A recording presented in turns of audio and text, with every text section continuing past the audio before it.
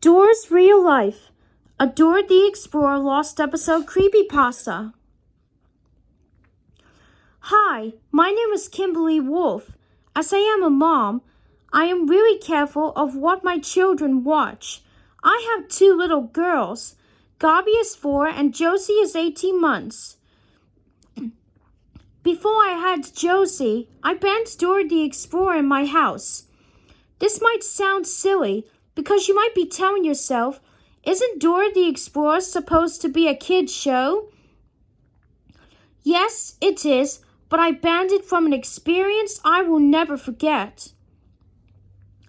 It was around Christmas of 2013, and Gabi was 2 years old. She usually liked Disney Junior, which had Doc McStuffins and Sophia the First, her 2 favorite shows. Almost every day, though, she would turn to Nick Jr. and watch Dora when her favorite shows went on. Since she watched Dora on a daily basis, I probably thought she would like a Dora DVD. Since my husband was home and I wanted to be quick, I decided to go to Cumberland Farms. If you don't know about this chain, it's like a convenience store, and the one nearest to me has a DVD rack. I filed through the DVDs until I finally found one. It had a normal cover, which said, Dora the Explorer, Map Adventures. What I learned was that the cover was normal, but the DVD wasn't. On Christmas Eve, we had our Christmas party we had every year.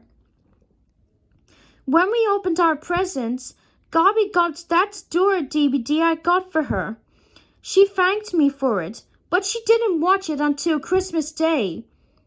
So now Gabi has all of her presents from Santa Claus opened. I think it was before dinner she watched it. She had her own DVD player for her TV, so I popped the DVD in the player and left her to watch it. When she came out of her room, she said, Mommy, Daddy, Dora is scary. I don't want to see her. As my husband always has to assume everything he says is right, he unsurprisingly said, Honey, it was probably nothing. But I could see it in her eyes. She looked pale like snow. Her eyes were very tired. Her lips were dry. She looked exactly like she had a fever. I told her, Don't worry, Gabi. There is nothing to be scared about. Lay in bed and rest for a while. But there was something to be scared about, Dora's Real Life. I took the DVD out of the DVD player and sent Gabi to bed. I wondered, what is so bad about a DVD that says Map Adventures? Well, I was about to find out. At 10 p.m., it came to my conclusion to test the video, even though I considered smashing it into bits for a while. But anyway, I found a portable DVD player I got on eBay and put the DVD in there. But before I actually did, I examined the DVD. It was a DVD that you used to record things with or burn other videos on. Written on the DVD, it said Dora's Real Life in red marker. Why is this not a Dora DVD? I whispered to myself. Anyway, I put it in the player. The DVD started and showed the Paramount logo. The difference was it had that fanfare instead of being silent as the DVD logo was. I liked to hum the fanfare, so I did, but it seemed to get off key at the end. That was creepy, I thought. Anyway, it had a Nick Jr. logo which made me jump. Guess what it was? The orange Nick beating the blue Jr. mercilessly. Who in their dirty minds would do this? Did they think this, as in child abuse, was a joke? The theme song started. It was the theme in the earlier episodes, but with many changes. The song sounded perfectly fine, but here are all the changes. The French doors were brown and open with a creaking noise. The arts and crafts table had a sign saying, I'm not going to read the Spanish writing. I'm sorry. I'm not a very good Spanish speaker. Anyways, I have no one to talk to. Help me. The room was dimly lighted. The orange cushion was replaced with some kind of dark shadow, and lastly at the computer was an old white 1990s computer instead of a green one. The Dora computer game had nobody except Dora, which made me feel uneasy. Then when it showed the logo, Dora looked depressed. She pretended to smile, but her eyes told everything, almost like the expression of someone about to hang his/herself.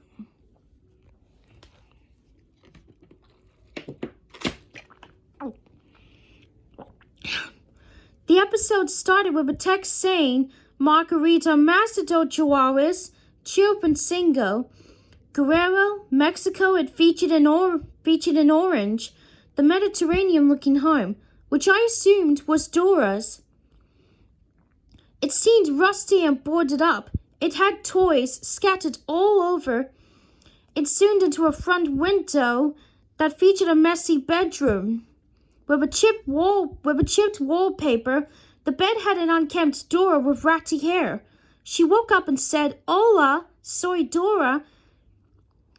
Then she pulled out a stuffed monkey resembling Boots and said, And I'm Boots. Boots was actually a stuffed animal? Dora continued on. I need your help. Will you help me find something to do?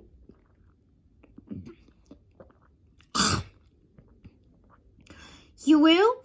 Come on, Faminos, let's go. Then after she got downstairs, she told her parents she was exploring, but they weren't answering. Dora just continued and said, I think I know where we can go, Boots. Where? To the big city. But Dora, how do we get to the big city? Let's stop and think. Who do we ask for help when we don't know which way to go? Say map, say map.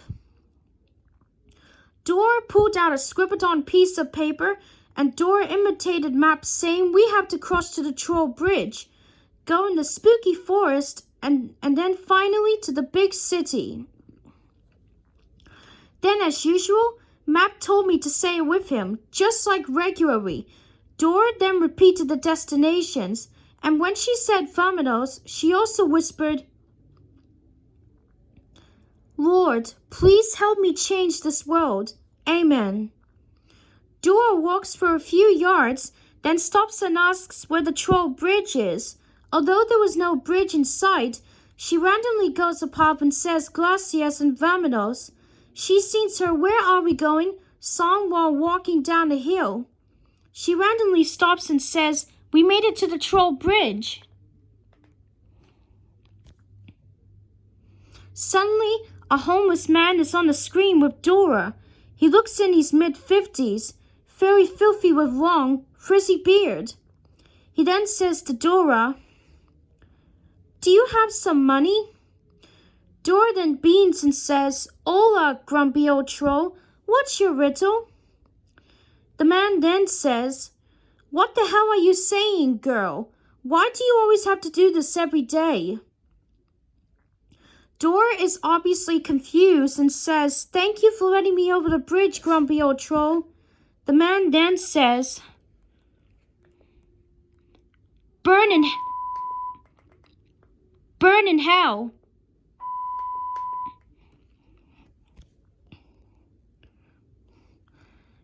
Then Dora asks where the spooky forest is. Thank you, says Vamanos, and then sings.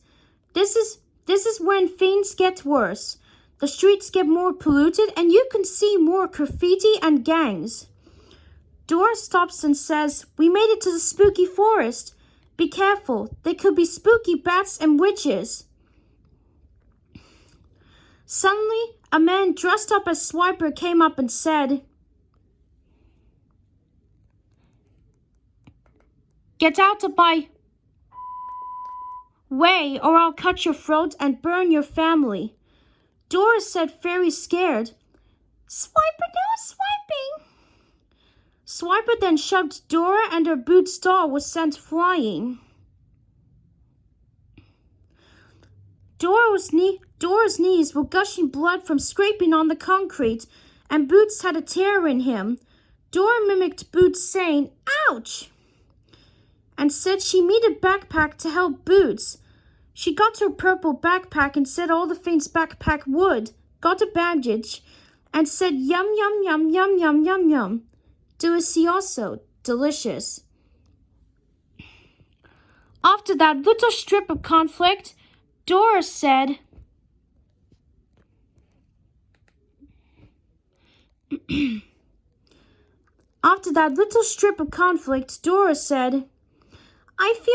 I feel so alone. Should I end it? What is life? She started to tear up and silently cry while walking to the big city. When she finally got to the big city, she was extremely worn out. Her eyes were red from crying. She had blisters on her knees from Swiper's attack, and her Boots doll was dirtier. She said in a depressed voice, "We made it to the big city. We did it." Dora tried to sing her usual trademark "We Did It" song, but miserably failed due to depression. She said, "What was your favorite part?" "I didn't like any parts," I thought to myself. Dora then walks up to the screen and says, "I need to confess, your adventures with me were never true. Boots was my stuffed animal all my life. The troll is a homeless man who begs for money, not riddles. Swiper is a man who wants to kill me, and all the others were never real. I never had friends. I had to make up my own, so I found you guys. We did everything, until now. I can't explore with you guys anymore. I'm sorry. I couldn't have done it, making friends without you. Thanks for helping." The screen stays black for a while. I was about to eject the DVD until the screen faded white and read 3 days later.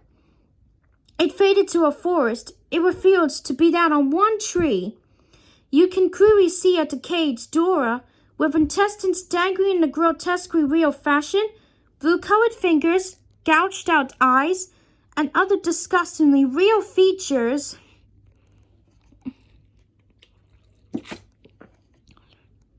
The Boots doll was near the tree. He had many rips in his fabric and stuffing was popping out. A note on the tree read, The Lord has saved me from this bad death hell of a place," which was a suicide. Suicide is your escape. The picture got more distorted until the scene changed to a newscast saying, "Earlier this week, a 7-year-old girl named Dora Marquez was found on the news in coastal Mexico, revealing to have committed suicide. Beside her was her stuffed monkey and suicide note. She was the star of the beloved children's show, Dora the Explorer. We will all miss her dearly in our hearts." The screen then zoomed out of the beginning computer. The computer turned off by itself, and the camera panned and revealed the coffin behind the computer. The camera zoomed out where the earlier shadow is now where the Boots doll is. A bony hand grabbed the sign from earlier and took it off the screen. The doors then closed, and the hand with the sign came back. The sign now said, "Suicide is your escape." The words echoed in my mind. The screen faded to black and that was it. I kept the DVD in my closet and still keep it in there today so my 2 children don't see it. But anyway, I burned the video onto my computer and emailed Viacom saying how inhumane to make an animation like that out of a children's cartoon. I also attached the video to the email. They actually told me that they made it in 2003 because they were having secret plans to make it into an adult party cartoon like Ren and Stimpy's Fate was. but it got cancelled due to negative response from test viewers that made me ban Dora from my children. So, now you already know. I finally banned Dora the Explorer in my house, all because of Dora's real life.